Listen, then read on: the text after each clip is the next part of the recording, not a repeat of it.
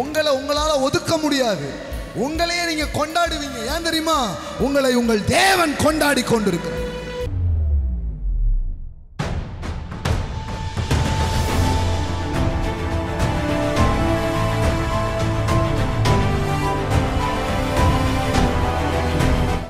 நீ நாய் கிடையாதுடா, நித்தமும் என் பந்தியில் அப்பம் புசிப்பாய். You are a king. நீ ராஜகுமார். ராஜா கூட உட்கார்ந்து எல்லாரும் சாப்பிட மாட்டாங்க, சாப்பிட முடியாது. Only king family, only royal family. Amen. அதனால அதெல்லாம் ஒரு கல்ச்சரல் திங்ஸ் தான். நம்ம ஊர்ல கூட கொஞ்சம் அப்படி அங்க கொஞ்சம் உண்டு. அங்கெல்லாம் உட்காந்து நான் சாப்பிட மாட்டேன் அப்படிம்பாங்க. அது கொஞ்சம் அப்படியே இருக்குது மைண்ட் செட்ஸ் எல்லாம். எல்லாரும் கூடயும் உட்கார மாட்டாங்க. அதே மாதிரி ஒன்னா உட்காந்து சாப்பிட்டாலே சர்டன் திங்ஸ் வேல்யூ முக்கியமாக அது என்ன பண்ணுது, மாறுது.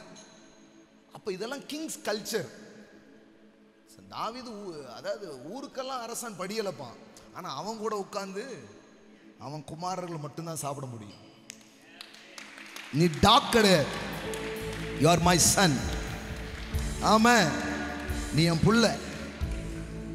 நம்ம தகுதியின் அடிப்படையில் நம்மளை நாயின்றோம், நம்ம ஒன்றுமே முடியல முடவன்றோம்.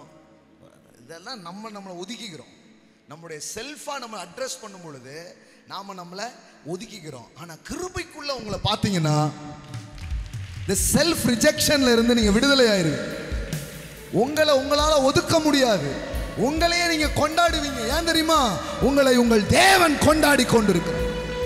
உங்களை உங்க தேவன் செலிப்ரேட் பண்ணி கொண்டிருக்கிறார். ஆமென். எல்லாம் சொல்லுங்க.